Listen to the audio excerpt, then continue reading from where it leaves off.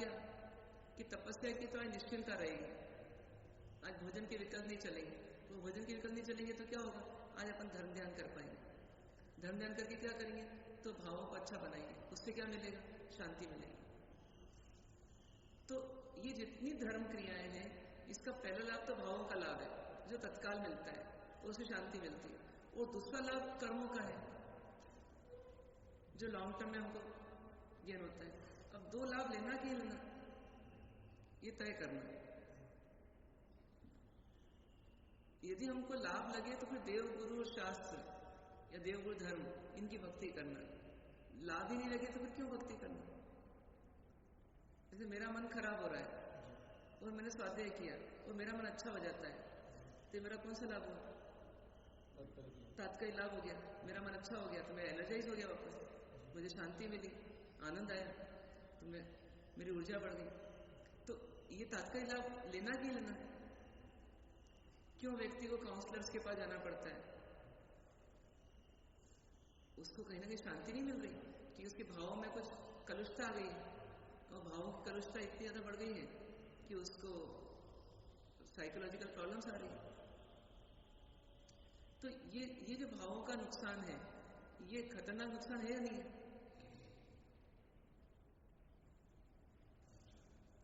तो इस नुकसान को दूर करने के लिए देवगुरु धर्म है। यदि परमानेंटली दूर करना इस प्रॉब्लम को भावों की, तो क्या करना, देवगुरु धर्म से जुड़ना। अब देवगुरु धर्म से जुड़ने के लिए हमारे पास ये बहुत सारी चीजें आ गई कि कैसे जुड़ेंगे। अब मंदिर में जाएगा तो कैसे जुड़ेगा परमात्मा से, मेरे दर्शन करो, फिर पूजन करो, वंदन करो, जाप करो, माला करो, ध्यान करो। तो प्रभु से जुड़ने के लिए ये सब उपाय आ गए, ये साधन दे दिया अपने। गुरु से जुड़ने के लिए उनकी व्यावच करो, उनको वंदन करो, उनकी पूजा करो, ये सब आ गया। फिर शास्त्र जुड़ने के लिए उनकी पूजन करो, उनको वंदन करो, उनकी माला करो, उनका नाम स्मरण करो, मतलब ये सब काम करो। तो क्या होगा, ये देवगुरु शास्त्र या देवगुरु धर्म से जुड़ेंगे अपन, तो अपने को भावों का लाभ होगा। इसीलिए अपने संयम लिया है ना। कोई बोले सिर्फ मैंने मोक्ष पाने के लिए लिया है, तो सही है कि गलत है? मोक्ष क्या चीज है? हाँ हाँ, मोक्ष क्या चीज है वो समझा नहीं शायद। तो मोक्ष है, चाहता तो मोक्ष है। हाँ, क्या चीज है, पर मोक्ष क्या चीज है? हाँ, मोह को समाप्त करना। और मोह एक भाव है, विकारी भाव है, तो उस विकारी भाव विजय पाना। और उससे क्या मिलेगा, तो मोक्ष पाना है, मोक्ष पाना है, तो मोक्ष पाना है मतलब क्या है, तो मोक्ष पाना मतलब परम सुख, परम शांति पाना है। वो परम शांति का संबंध किससे है, कि मोह के क्षय से, राग द्वेष के क्षय से। तो जैसे भी मैं राग द्वेष क्षय करूंगा, मुझे शांति बढ़ती जाना चाहिए, और शांति बढ़ रही, यही मोक्ष है, मोक्ष की ओर कदम है। यदि मैंने अभी किसी से द्वेष मिटाया तो मेरे को शांति मिली, तो ये मेरा आंशिक मोक्ष है। मैं उस बंधन से मुक्त हुआ। उस व्यक्ति के साथ जो मेरा अनुबंध था, वैर का, द्वेष का, मैंने इसे उसको क्षमा किया, ये क्षमा मांग ली उससे, तो मेरा क्या हुआ, एक व्यक्ति से, एक जीव से मैं मुक्त हुआ। मानेंगे सर? तो अपन रोज ऐसे कुछ मोक्ष प्राप्त कर सकते हैं, नहीं कर सकते? तो ये भावों का लाभ, ये शांति का लाभ, ये धर्म करने का तात्कालिक लाभ है, करना चाहिए। और परंपरा से क्या होगा, जब हमारे भाव अच्छे होंगे तो हमारे दूसरे की हित की भावना होगी, हित की भावना होगी तो ऑटोमेटिकली हम क्या होते जाएगा, हमारी आसक्ति कम होती जाएगी, तो हमारा पारंपरिक मोक्ष होगा, जो अल्टीमेट एम है हमारा। अरिहंत परमात्मा ने क्या किया, जब सबसे राग द्वेष छोड़ लिया तो उनके लिए कोई जगह ही नहीं बची उस संसार में रहने की। जब मुझे कहीं से राग भी नहीं, किसी द्वेष भी नहीं है, तो मेरे को संसार में किसी जुड़ने की जरूरत ही क्या है। वो संसार नहीं जुड़ूंगा तो संसार से मुक्त हो गया, उसी का नाम मोक्ष बोल दिया। तो यदि देखा जाए तो वर्तमान का प्रयास और मोक्ष दोनों अलग नहीं है। मेरे को वर्तमानी भावों पर विजय पाना है और इसी से मेरे को परमानेंट सुख मिलना है, जिसका नाम मोक्ष है। मोक्ष का अंश लेना, वर्तमान ये वर्तमान सुख हो गया, ये मोक्ष का अंश हो गया। तो अपन बोले मोक्ष नहीं है, मोक्ष नहीं है, मोक्ष नहीं है, पंचमार्य मोक्ष नहीं, ये एक अपेक्षा से पारंपरिक मोक्ष नहीं है, या लॉन्ग टर्म या अल्टीमेट एम वाला मोक्ष नहीं है, लेकिन शॉर्ट टर्म वाला मोक्ष तो है। जिससे बात है, जैसे मान लो आपको किसी द्वेष चल रहा है, आपने उससे माफी मांग ली या उसको माफ कर दिया, तो ये आपका मोक्ष हुआ ना उस व्यक्ति से। नहीं तो क्या है, वो कमट का जैसे 10 भाव चलता रहा तो 10 भाव तक वो सताता रहा। तो ऐसे ही क्या है कि अपना भी चलता रहेगा तो अपना लॉन्ग टर्म संसार बना रहेगा। मोक्ष की तरफ एक कदम हुआ। हाँ, ये मोक्ष की ओर कदम हुआ। और इससे क्षमा मांगने के पीछे और यदि आत्मिक दृष्टि हो जाए कि मैं क्यों क्षमा मांग रहा हूं, तो वास्तव में क्षमा मेरा स्वभाव है। तुझे मोक्ष स्वरूप, अपना मोक्ष स्वरूप ही आत्मा है अपना। तो मोक्ष स्वरूप मतलब मैं बंध गया था इनसे, पर बनने की आवश्यकता नहीं है, क्योंकि मैं आत्मा जो हूं स्वतंत्र है, यह आत्मा स्वतंत्र है। तो मैं इनके बारे में जो सोच रहा था वो मेरा पाप था, मेरी गलती थी, मेरी अपेक्षा मेरी गलती थी, तो उससे मुक्त हो गया। तो क्या करेंगे, तो अपन वास्तव में निवृत्त होंगे। निवृत्ति के लिए एक कदम आगे बढ़ना, इसका नाम क्षमा है। मैंने तुम्हारा भार हटा दिया, तुमसे निवृत्त हो गया, ये क्या हो गया, क्षमा हो गई। मैंने भार रख रखा था कि तुमको ऐसा नहीं ऐसा करना चाहिए, मैंने अपना कर्तव्य पूरा कर लिया, अब मैं निवृत्ति में हूं, अब मैं आपके भार से मुक्त होता हूं। तो भार से मुक्त होने की क्षमा, मतलब एक अपेक्षा देखें अपन, तो ये भावों पर काम करना ये मोक्ष मार्ग है। भावों पर विजय पाना ये मोक्ष मार्ग है। राग द्वेष विजय पाना ये मोक्ष मार्ग है। तो बस अब ये साधना करने के लिए हम देवगुरु धर्म से जुड़ते हैं। ये लक्ष्य होना चाहिए, कोई और लक्ष्य होना चाहिए? ये लक्ष्य होना चाहिए। अब यदि राग द्वेष विजय पाना है तो सिर्फ देवगुरु धर्म ही क्यों? सिर्फ देवगुरु धर्म ही क्यों? मुझे राग द्वेष विजय पाना है, उससे मुझे शांति मिलेगी, तो जो मेरे निकट आ रहा है उदय के रूप में, उनमें मुझे यही साधना करना है, उनमें भी मुझे यही साधना करना है। जब उनमें मुझे यही साधना करना है, तो फिर जैसे कोई मेरे आश्रित आ गए, तो उन आश्रितों के प्रति मैं अपना क्या करते जाऊं? अपना राग द्वेष छोड़ते जाऊं। अब राग द्वेष छोड़ने के लिए मुझे क्या करना पड़ेगा? दो ही तरह का राग द्वेष होता है, एक स्वार्थ का होता है और एक सम्मान का होता है। मुझे स्वार्थ पूर्ति करना है, ये सम्मान प्राप्ति करना है। मैं आपसे यही अपेक्षा करता हूं, जैसे आप आओ वंदन करो, ये क्या हो गया? मेरी भूख है। क्या भूख है? मैं भिखारी हो गया, अब मुझे क्या चाहिए? सम्मान चाहिए आपसे। और हम आए आपके घर पर, मैं आपके घर पर, तो मुझे क्या चाहिए? मुझे गोछी चाहिए, ये मेरा स्वार्थ हो गया। तो व्यक्ति दो ही रिश्ते तो बनाता है, स्वार्थ प्राप्ति का, पूर्ति का, और सम्मान प्राप्ति का। इन दो के चक्कर में अपन जितनों से मिलते हैं सबसे अपन पाप का अनुबंध करते रहते हैं। नहीं, जितनों से भी अपना अनुबंध चल रहा है वो पाप का चल रहा है अधिकांश से। क्यों चल रहा है? क्यों चल रहा है? स्वार्थ है और सम्मान है। अभी आप और अपन मिले, तो क्यों मिले?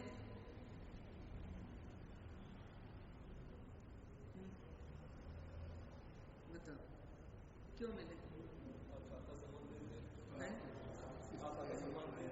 मतलब हाँ, आप आपसे क्यों नहीं मिले?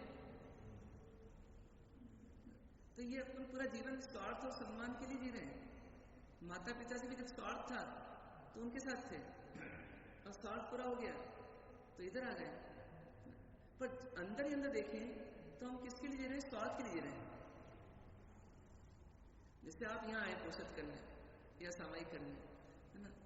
पोषण दिया हूं ना? हाँ, तो अब केवल धाम ही क्यों याद आया? मतलब अंदर देखिए तो एक पार्ट अच्छा है अपना, एक पार्ट अच्छा है कि आराधना का भाव है, लेकिन आराधना के लिए हमको कोई आश्रय भी तो चाहिए ना। तो आश्रय को पाने का स्वार्थ भी तो है। हम लोग यहाँ रुके हुए हैं, तो यहाँ ही क्यों रुके हैं? हम चले जाते परसदा गांव में रुक जाते, पीछे है ना 3 किलोमीटर दूर, वहां क्यों नहीं रुके? हम बोले नहीं हमको आराधना करना ना, इसलिए हम केवल धाम में रुके, है ना। ये हमारा पूरी तरह से 100% सही नहीं है ना। कुछ अंश में क्या है, भैया भोजन भी तो चाहिएगा, कहाँ मिलेगा? यहाँ भोजनशाला है तो यहाँ चलो, तो है ना स्वार्थ कि नहीं? यहाँ उपासना मिल जाएगा। अब कोई बोले मैंने साहब कि आपको कमरा देंगे, उपासना देंगे, तो 4 दिन से ज़्यादा ही रुके आप, और वो भी फर्स्ट फ्लोर पे देते हैं, क्या होगा? द्वेष आएगा ना उनके प्रति? क्यों आएगा द्वेष? क्यों आएगा द्वेष? आएगा कि नहीं?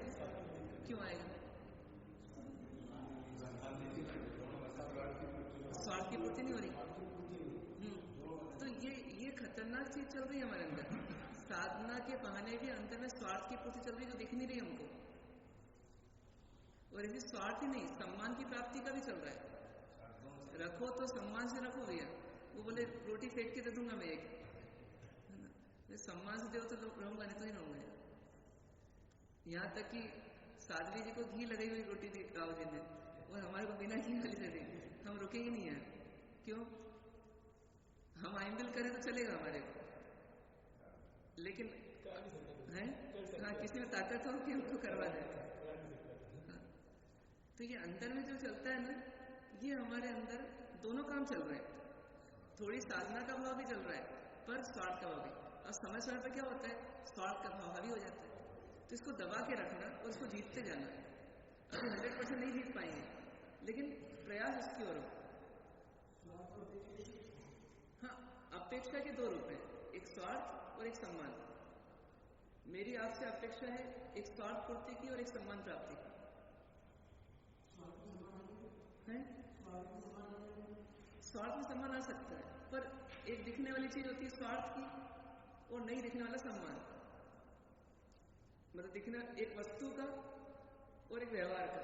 तो वस्तु का स्वार्थ हो गया और व्यवहार से सम्मान हो गया। ऐसा ले लिए, ये तो एक में सब आ जाएगा। लोभ में ही सब आ जाती है, 4 कषाय आ जाती है। और 2 करना तो लोभ और मान, और फिर 4 करना तो लोभ, मान, क्रोध और माया। कभी कभी स्वार्थ की पूर्ति को और हाँ, सम्मान को विराम भी लगाते हैं। हाँ लगाते हैं। हाँ, जब देखते हैं कि माहौल ऐसा है, हाँ, इतना करने के बाद मन बहुत जल्दी पिछड़ जाता है। तो ये जो पिछड़ जाता है कि क्या हो जाता है, वो स्वार्थ वाला पार्ट जो हावी हो जाता है। स्वार्थ वाला पार्ट हावी हो जाता है। पूरा माहौल तो वैसे दिखने वाला है। हम लोग जिस वातावरण में रहते हैं, हाँ, पूरा माहौल ही वैसे ही है। पूरा माहौल ही वैसे ही। बहुत पोषक लगेगा उसको देख। हाँ, और बाहर का माहौल वैसा है, और हमारी दृष्टि माहौल पर है। हमारा भी दोष है, दृष्टि माहौल। हाँ, कोई विकारी व्यक्ति बोले कि वो फोटो ही ऐसा था कि मेरे को विकार आ गया। भैया फोटो तो लगा हुआ था, तेरी आंख तो तेरे पास थी। दोनों बातें, एक माहौल है गड़बड़ और एक माहौल के प्रति रुझान है, माहौल के प्रति अहोभाव है। ये खतरनाक है। ये अहोभाव, ये जो आ रहा है गलत के प्रति आ रहा है। तो इसको तोड़ने के लिए क्या उपाय हो? अपन 24 घंटे तो देवगुरु शास्त्र के पास नहीं रह सकते, फिर क्या करना? तो फिर ये काम करना। ये प्रैक्टिकल धर्म हो गया कि माता पिता पुत्र आदि, ये बात चल रही है अभी कि भर्तव्य वर्णम, मतलब जो हमारे आश्रित हैं उनका भरण पोषण करना। तो वो कौन है? तो माता पिता, स्त्री, पुत्र या नौकर चाकर, ये सब हमारे क्या है? हमारे आश्रित है। शिष्य भी है ना, गुरु भी है। देखा जाए तो लाइफ कैसी है? लाइफ के 2 पक्ष हैं। पहले पक्ष में कोई किसी पर डिपेंड है, दूसरे पक्ष में वापस वाइस वर्सा हो जाता है। तो कुल मिलाकर के जो भी है ना, आज मान लो कि कोई रत्नाधिक भी है, अपन उन पर आश्रित है, लेकिन हो सकता है उनको अभी फिसल जाए, हड्डी टूट जाए, अब उनको 3 महीने रेस्ट करना है, अब वो आश्रित हो गए। रोल बदलते रहते हैं। तो कुल मिलाकर के हमारे आसपास में हमको कोई ना कोई उदय मिलेंगे। इन उदय में भी हमको साधना करना है, नहीं कि तो फेल हो जाएंगे। क्योंकि 24 घंटे में कुछ घंटे या कुछ मिनट अपन देवगुरु शास्त्र के निकट रहेंगे, कितना रह पाएंगे आखिर? कोई पढ़ के कितना पढ़ेगा, कोई गुरु की सेवा करके कितनी करेगा, कोई परमात्मा की भक्ति करके कितनी भक्ति कर लेगा? अल्टीमेटली जीना किसमें है? फिर व्यवहार में। व्यवहार मतलब लोगों के बीच में। वो लोग जो हैं अब उनके साथ रहते हुए हमारे दो रूप हो गए। देवगुरु धर्म के प्रति हम बोलते हैं कि चांदी की प्लेट में या सोने की प्लेट में, है ना, और अच्छे से अच्छी क्वालिटी की चीजें और 25,000 का हार या 50,000 का हार ये सब चढ़ाऊंगा और खूब अच्छी भक्ति करूंगा। लेकिन जैसे ही कोई आश्रित आता है तो उसकी वजह टेढ़ी नजर हो जाती है। तो ये हमारे दो रूप जो बना रखे हैं, इससे पता पड़ रहा है कि जो हम धर्म के नाम पे भी कर रहे हैं उससे यदि कोई केमिकल चेंज नहीं आ रहा है, इसका मतलब है कि वो धर्म हमारा गलत चल रहा है, धर्म करने का तरीका गलत चल रहा है। यह देवगुरु शास्त्र की जो भक्ति है वो भक्ति में भी कुछ गड़बड़ है, क्योंकि चेंज आना चाहिए यहां पर।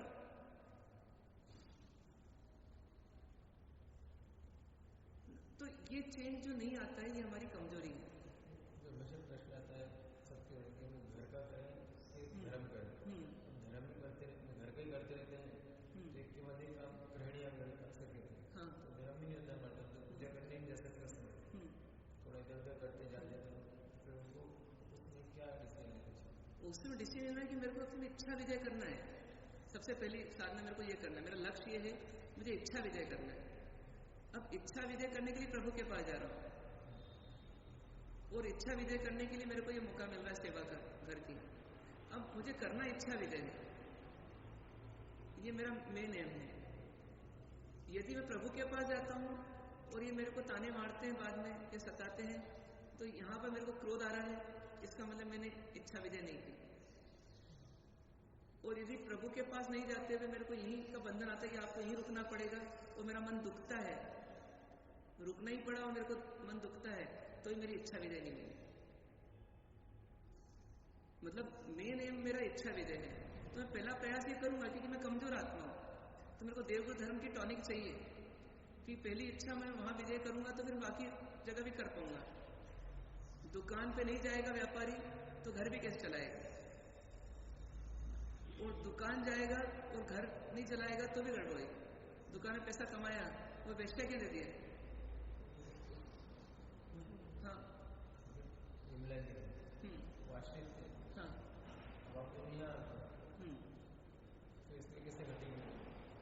इसमें वही घटेगी बात। यदि वहां से यहाँ आकर के ये साधना नहीं की तो गड़बड़ है। हाँ, नहीं, देखो क्या है, जैसे आश्रित है, आश्रित से मोह नहीं करना है, आश्रित को आवश्यकता है तो रुकना है। यदि आश्रित चाहते हैं कि अभी मत जाओ तो रुकना भी है, रुकना है।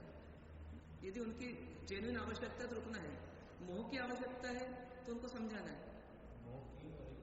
और एक जेन्युइन। तो यदि उनका आत्मविश्वास बढ़ गया है तो उनकी मोह की आवश्यकता नहीं रही, तो उन्होंने अनुमति दी, व्यवस्था कर दो। हाँ, व्यवस्था कर दो और उनकी अनुमति से निकल जाओ।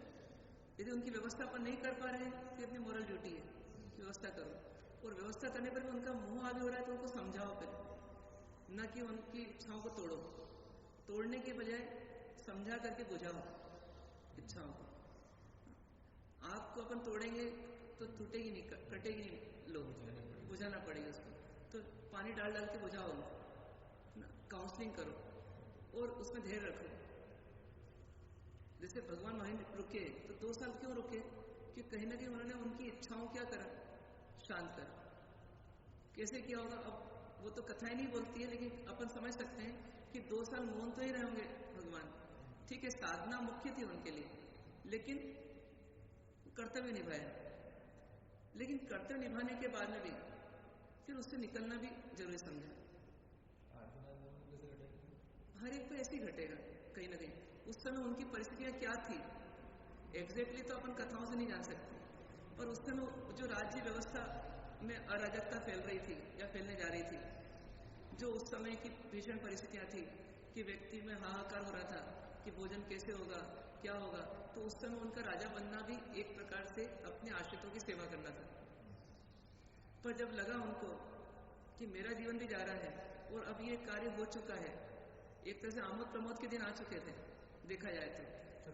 हाँ, क्योंकि अप्सरा आके नृत्य कर रही है, मतलब एक तरह से आमोद प्रमोद के दिन भी आ रहे हैं। तो अब क्या करा, अब इस आमोद प्रमोद में मुझे नहीं फंसना, मुझे निकल जाना है इससे। मतलब साधक के पास ये दोनों क्वालिटी होना चाहिए कि डूबते हुए को बचाने के लिए नदी में भी जाना और उसको बचाने के बाद अपने आप को बचा लेना।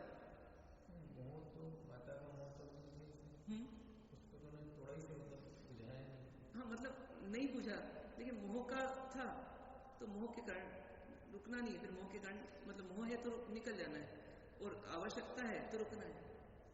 कहीं ना कहीं उन्होंने राजपाट सब डिवाइड किया तो माता की व्यवस्था भी हुई होगी और उसके आधार पर वो निकले होंगे।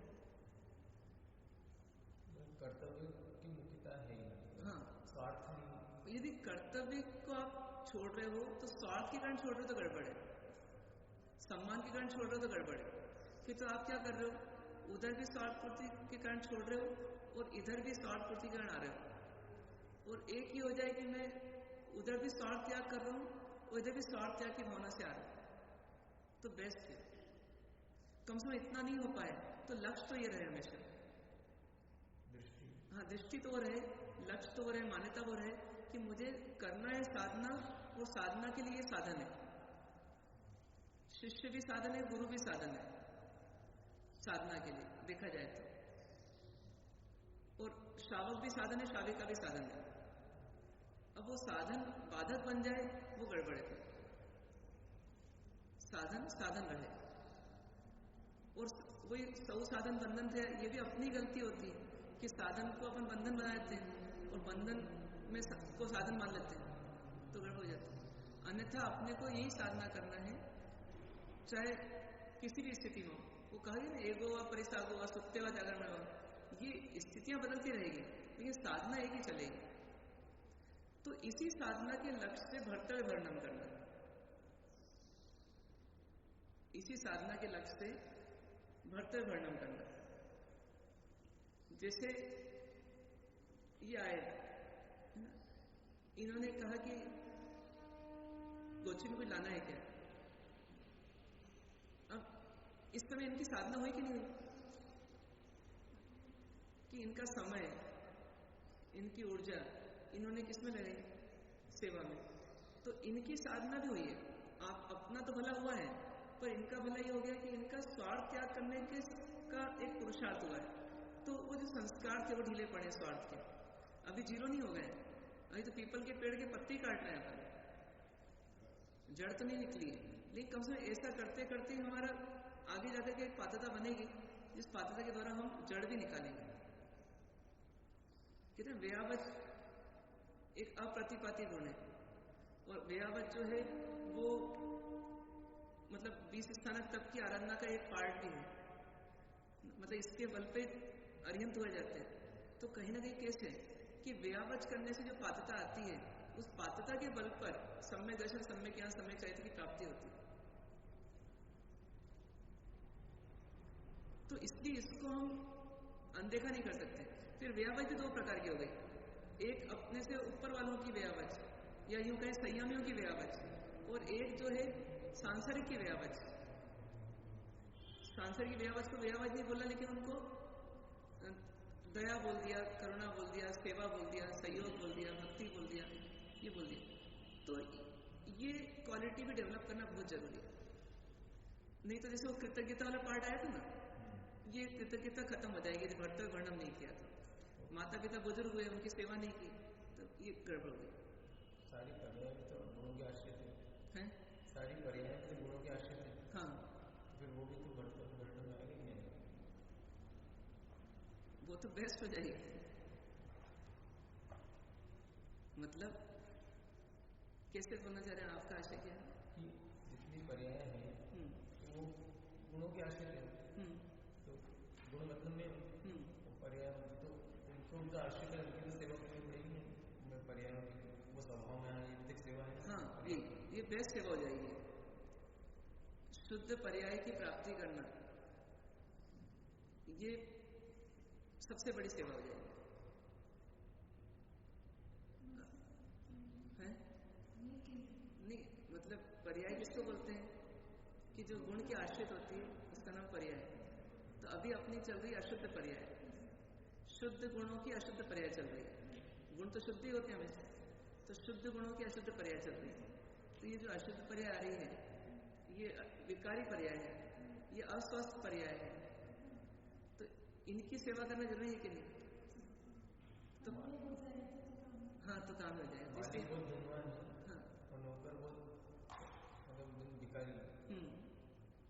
तो ये गड़बड़ है। मतलब नौकर जो है फटीचर रह गया।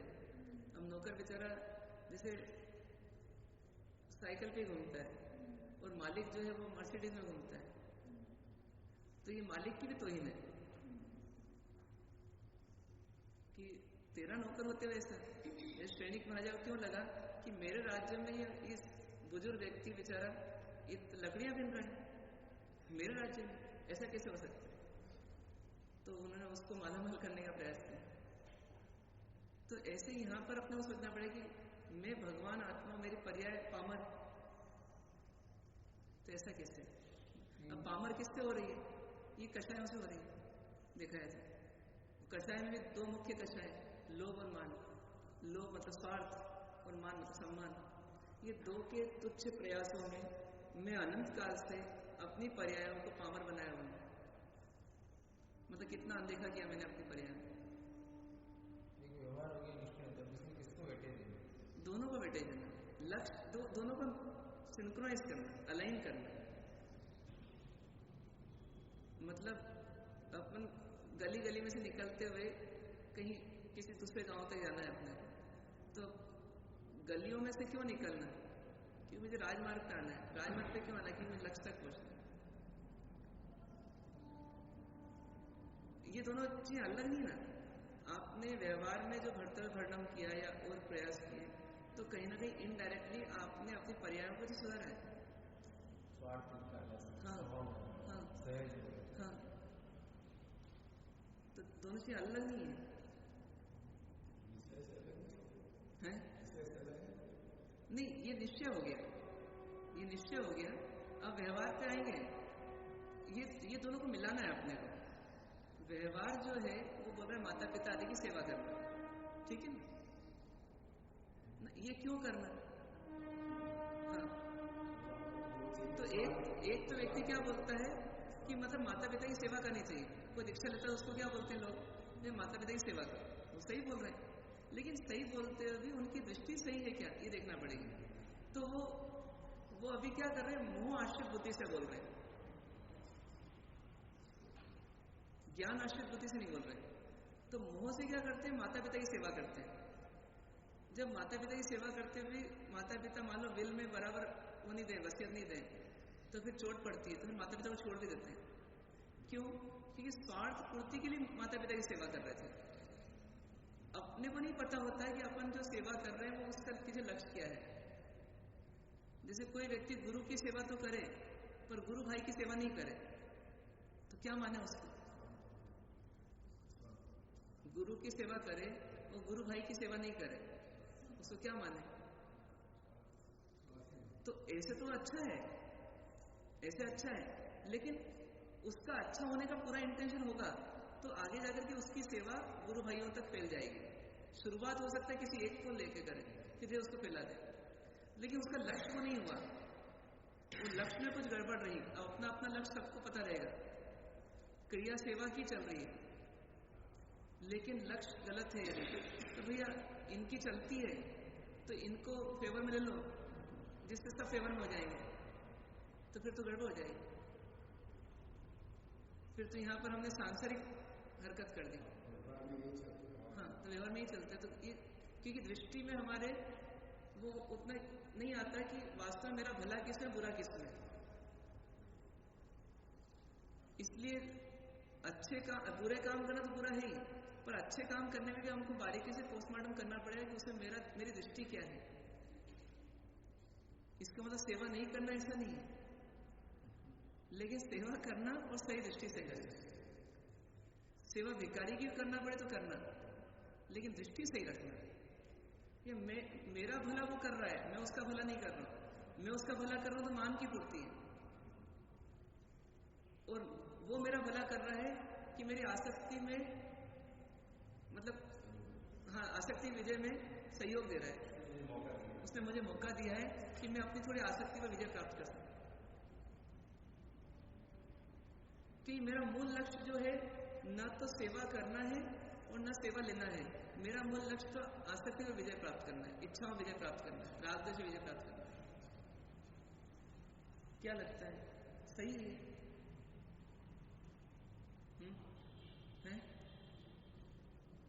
क्या समझ में आया? बोले।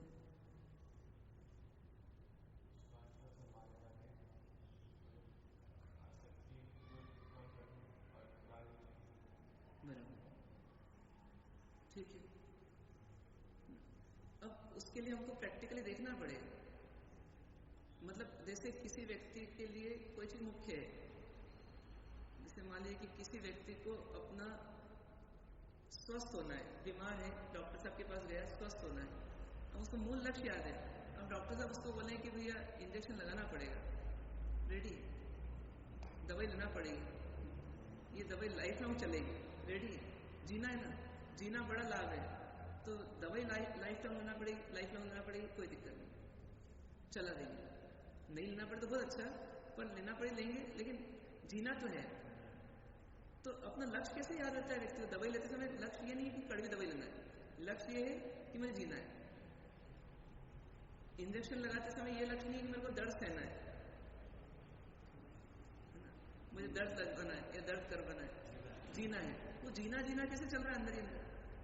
अपनी हर श्वास में ये चल रही कि नहीं, आवाज में जीना है। जैसे ही एक क्षण श्वास नहीं आएगी, घुटन हो रही है मान लो, तो अपने को एकदम बेचैनी हो जाए, भैया निकलो बाहर, सफोकेशन हो रहा है, ये हो रहा है, वो हो रहा है। मतलब कैसे? क्यों? क्योंकि अपने को याद है। भोजन करते समय भी मरीज को याद रहता है कि मुझे ऐसा खाना है जिससे जीना है। तो जैसे ये लक्ष्य याद रहता है, ऐसे ही हमको साधना में आ गए हम। अब हमको एक लक्ष्य बनाना बार बार कि मुझे अपनी इच्छाओं विजय पाना है। अब कहाँ का मौका मिलता है वहां पाना है। मतलब बारीकी से विश्लेषण करना पड़ेगा। आपको सुबह के नौकाश लाने का काम दिया, महीने भर तक आपने वो काम किया, आपको लगा ये बहुत अच्छा काम है, फिर दिन भर कोई काम नहीं करना पड़ता, फिर अपना दिन भर अपने को मिल जाता है। और समझ आप फंस रहे हो। आप सेवा कर रहे हो नौकाश लाने की, पर आपके अंदर अंदर नौकाश लाने की आसक्ति भी आ रही है। अब आपके अंदर क्या आएगा? जैसे आपको बोलेंगे दोपहर का गोचे लिया, सुबह की नौकाश से वो ले आएंगे। अब आपको भाव आएगा, अरे धूप बहुत रहेगी, अरे मेरा सब टाइम टेबल डिस्टर्ब हो जाएगा, मेरा ये ठीक है, व्यवस्था रखना है, लेकिन मतलब उसके पीछे लक्ष्य क्या है? बोला ना कि अपने दशकालिक बोला ना कि अपनी साता के लिए उच्छलना पायस्त, जो बोला ना कि मतलब साता के लिए, साया उल्गस, हाँ, तो मतलब साता के लिए या सुकुमारता के लिए, सुविधा के लिए यदि हम कोई कार्य नहीं कर रहे हैं तो हमारा वो कार्य नहीं करना भी पाप का कारण है। और कार्य करना, इसका उल्टा भी, साता के लिए, सुकुमारता के लिए, सुविधा के लिए कोई कार्य करना भी क्या है? वो पाप का कारण है। मतलब मूल में हमारा लक्ष्य न नौकाश लाना है न गोच लाना है। हमारा लक्ष्य तो क्या है? स्वार्थ त्याग करना है। तो स्वार्थ त्याग करने वाला फ्लेक्सिबल हो जाएगा कि नहीं हो जाएगा? स्वाध्याय की कुछ हानि नहीं है। सब ये काम करते हैं, स्वाध्याय कब करें? हाँ, ये स्वाध्याय करना भी उसी लक्ष्य से, करना भी इच्छा हो, हाँ, वो भी एक इच्छा हुई। पर मान स्वाध्याय करते उसमें भी बात आती है कि ये छोड़ो। हाँ, अगर स्वाध्याय कर रहे हैं, हाँ, स्वाध्याय में वही बात है, प्रैक्टिस। देखो अब ये अपना स्वार्थ रहता है कि अपन इसको ही देखते हैं उस समय कि ये छोड़ना पड़ेगा। अरे बहुत सारी चीजें छोड़ने की पहले इसमें भी फिर बात तो एक व्यक्ति वी कथा भी करता है और स्वाध्याय भी करता है। अब सेवा का काम आया तो पहले किसको छोड़ना? अपना लाभ देखना। वी कथा छूटेगी मेरा लाभ होगा उसमें। वो सहज है, वो सहज नहीं है, वो हमारे को अभी समझ नहीं है, इसलिए हम अपना नुकसान कर रहे हैं। देखा जाए हमारे राग द्वेष का पोषण हो रहा है उसमें। कथा तो होती है, धर्म कथा ही होती है उससे सामान्य। इच्छा होती है किसी को उपदेश दे पकड़ना पड़ेगा अपने भाव जगत को। किसी को बोल रहे हैं कि क्या आगे क्या कन्नौली कोई दर्शन करने आया है 5-10 दिन इसके बोल रहे कि ये सब आपका धर्म उपदेश दे रहे हैं इसको भी ऐसा नहीं करना चाहिए वैसा नहीं करना चाहिए। अब वो जरूरी है ना साधु धर्म लिया है तो ये सब तो करना ही होगा उपदेश तो नहीं पड़ेगा कोई आया बंधन के लिए आया है तो 2-5 मिनट उसको उपदेश सदुपदेश तो देना ही है उसको भी तो नहीं सदुपदेश दे रहे हैं अपन।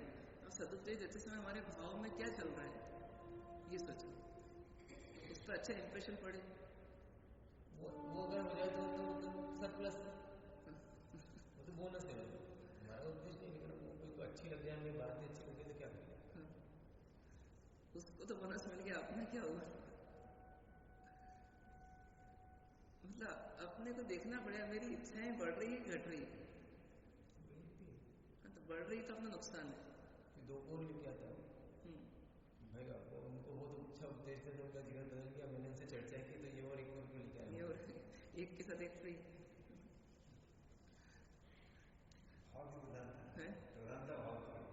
हाँ यहाँ देखना पड़ेगा भाव की क्या स्थिति है।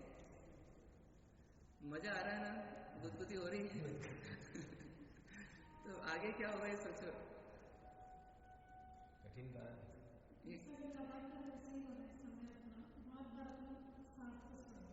स्वार्थ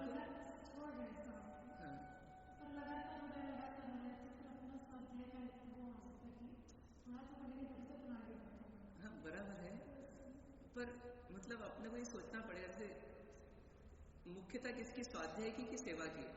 पहली मुख्यता किसकी सेवा की। अब सेवा करते करते आसक्ति बढ़ रही है तो भी स्वाध्याय की मतलब स्वाध्याय दवाई है। दवाई लेना कितनी और कब जितनी जरूरत है और जब आवश्यकता है बस तब लेना है। तो मेरा मूल कार्य ये नहीं है मेरा मूल कार्य परिस्थितियों में जीना है कि वो उदय है उसमें जीना है। और उस उदय में यदि जुड़ रहा हूँ और आसक्त बन रहा हूँ तो मेरे को स्वाध्याय करके वापस अपने विचारों की शुद्धि करना है वापस दवाई लेना है। अब अपन अभी वर्तमान में इतने कमजोर हैं जैसे डायबिटीज बीमारी हो जाती है ना तो वो डायबिटीज चल रही है और वो लाइफ लॉन्ग अब दवाई लेना पड़ेगी ऐसी अपनी स्थिति अभी। तो अपने यहाँ पर स्वाध्याय लाइफ लॉन्ग करना पड़ेगा अभी अपनी कमजोर दशा है तो कमजोर दशा में लाइफ लॉन्ग स्वाध्याय करना है लाइफ लॉन्ग ध्यान करना है लाइफ लॉन्ग भक्ति करना है। तो इसको फिर अपने को कहीं ना कहीं कॉम्बिनेशन करना पड़ेगा ये भी नहीं छूटे और वो भी नहीं छूटे इसकी कॉस्ट पे वो नहीं छूटे उसकी कॉस्ट पे ये नहीं छूटे दोनों कॉम्बिनेशन करना पड़ेगा। लेकिन फिर भी कभी किसी समय आगे पीछे करना पड़े तो आगे पीछे कर ले। एक दुकानदार है और उसको घर भी देखना है दुकान भी देखना है अब किसको छोड़ सकता है वो दुकान को छोड़ देगा तो घर कैसे चलाएगा और घर को छोड़ देगा तो फिर मतलब दुकान पे कमा के करेगा क्या। दोनों की जरूरत है तो क्या करेगा कॉम्बिनेशन करेगा। भैया आज मेहमान आ गए बहुत जरूरी मेहमान है कोई दूसरा अटेंड नहीं कर सकता है चलो मैं कर लेता हूँ अब दुकान लेट जाऊंगा ठीक है। अब दुकान लेट गया तो आज दुकान से लेट आऊंगा क्योंकि मैं आज काम निपटा गया हूँ। अब वो शाम की टीवी नहीं देख पाऊंगा चलो कोई बात नहीं वो अनावश्यक है। तो पहले किस पे चोट मारना अनावश्यक पे चोट मारना।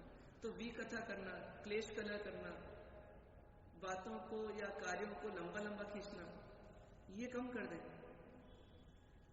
अपने को स्वाध्याय करना है ना स्वाध्याय कर ले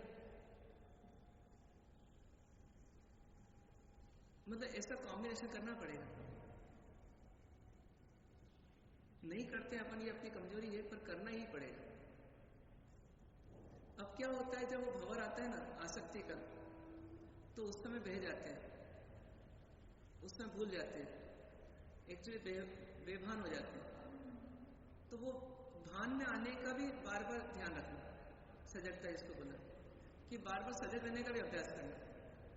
जैसे अभी आप स्वाध्याय कर रहे हैं ना पर अब आपके पोषित करते करते इतने संस्कार डेवलप हो गए कि मान लीजिए कि कोई बच्ची अब पीछे से आकर के छोटी बच्ची 1 साल 2 साल की आपको कंधे पर हाथ रखे तो आपको कितनी देर में याद आएगा कि मुझे वो हटाना है, उससे दूर जाना है, तुरंत याद आएगा। आपको जैसे कोई छुएगा, आप सबसे पहला विचार ये करेंगे ये जेंट्स होगा कि लेडीज होगी, कौन होगा। अभी तो आपने देखा भी नहीं, आपका इहा चालू हो गई, अवग्रह इहा चालू हो गई, और आपका निर्णय सामने आ गया कि मेरे को कोई विजाति हो तो उनको छुआना नहीं। ये क्या है? ये जागृति है। तो अपने को जागृति के संस्कार डालना पड़ेगा, तो हम संभलेंगे, नहीं तो संभल नहीं पाएंगे। तो इसलिए अपन अभी लक्ष्य बना रहे हैं स्वाध्याय में कि मुझे लक्ष्य क्या बना के जीना, कि मुझे लक्ष्य ये होना चाहिए, मेरे भावों की शुद्धि रहना चाहिए। भाव शुद्धि का ही मेरा अभ्यास होना चाहिए, चाहे कहीं भी रहूं, चाहे देवगुरु धर्म के पास रहूं, चाहे मेरे भर्तव्यों के पास रहूं। दो ही के पास रहना है, तो देवगुरु धर्म के पास रहना है तो उनकी सेवा करना है, इनके पास रहना है इनकी सेवा करना है, और मेरे को स्वार्थ पर विजय पाना है। जस्टी के बाद जैसे स्वाध्याय चल रहा है अपना, 7:30 बज गई, स्वाध्याय पूरा करना कि नहीं करना? स्वाध्याय पूरा, तो अभी स्वाध्याय पूरा नहीं करना, अभी स्वाध्याय को कंटिन्यू कर दो। अभी हुआ वासना, कृष्णा, अब कौन सा स्वाध्याय चलना चाहिए? अनुप्रेक्षण। अनुप्रेक्षण कैसे कि अभी अपन वहां पहुंचे, गोचरी वहां पर, अब वहां पर अपने को वो चीज याद आ जाए, जैसे कोई चीज आई, वो उस पर राग आता है, आसक्ति आती है, तो हमको ये ध्यान रखना कि भैया यहाँ देखो मैं फेल हो सकता हूँ, लेना तो पड़ेगी वो चीज यदि आई है तो, अव्यवस्था भी नहीं करना है।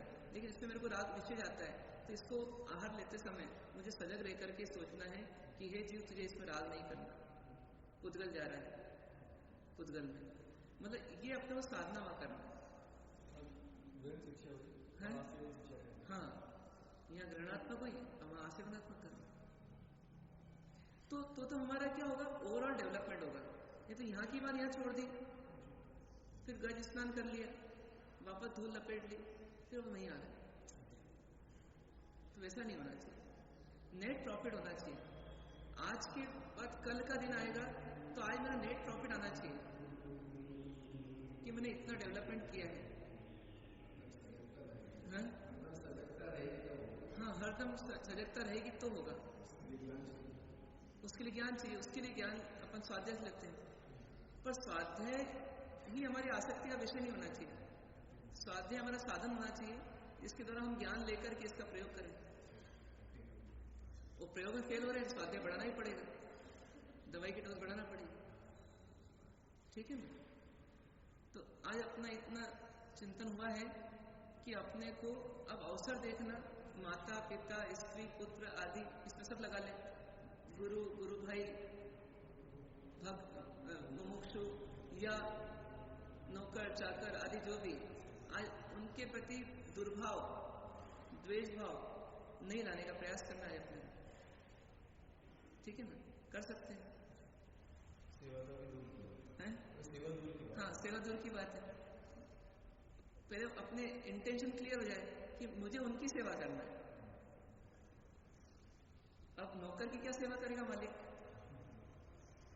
उसका काम बनाने में ये भी सेवा। हाँ, तो अच्छा मालिक होता है ना, वो नौकर को सिखा करके समझा करके सुधार करके उसको ऊपर उठाने का प्रयास करता है। अब वो नहीं उठे तो फिर अलग बात है, बदलता भी है, लेकिन प्रयास तो ये रहता है कि भैया इसका योगक्षेम हो,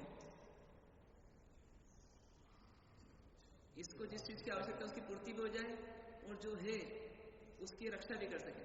तो अच्छा मालिक होता है वो क्या करता है? नौकर को साथ में रखते रहते, धीरे धीरे उसको टॉनिक देते जाता है, उसकी शराब छुड़वा देता है, उसका मांसाहार छुड़वा देता है, उसको सदाचारी बना देता है, कभी कभी मंदिर ले जाता है उसको, मतलब प्रवचन बिठा देता है, चल मेरे साथ, अब बाहर क्या करेगा? बोलता है अंदर आ जा, बैठ जाए यहाँ पर। ऐसे करते करते धीरे धीरे उसको लगाता है। तो मतलब उसके भी भले का सोचना आपने, अव्यवहारिक नहीं होना है ना। ये नहीं बोला कि उसके पाउन होना, वो तो अपन कर भी नहीं सकते है ना, पर इतना कम से कम कर लें कि उसको पाँव से पछाड़े नहीं बेचारे, इतना करें। तो एक सद्भावना हर व्यक्ति को दे, तो ऐसी सद्भावना जब दिएंगे ना तो कोई नौकर कभी सेवा नहीं करेगा, तो हमारा आपा नहीं खोएंगे भैया इसको कैसे कन्विंस करना, कैसे काउंसलिंग करना, कैसे उसको प्रयास करना, ट्राई करेंगे। फिर नहीं हो रहा है प्रेम से, भैया तुम नहीं कर पा रहे हो तो इसलिए हम तुमको छोड़ रहे हैं। पर कुल मिलाकर के द्वेष भाव के साथ वेर बांध करके नहीं करना।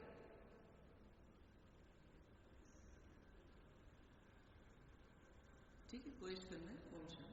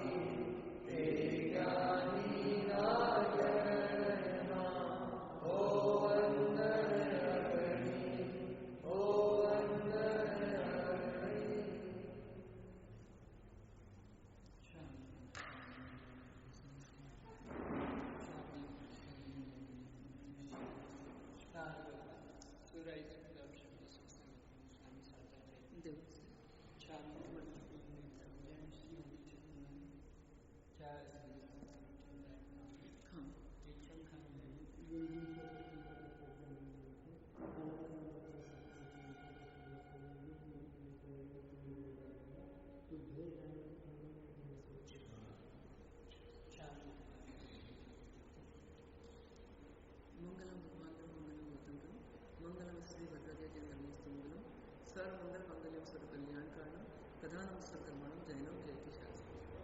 मुगल से नौकार से मुगल चंद्रासन पांडव स्त्री मुगल से नौकार से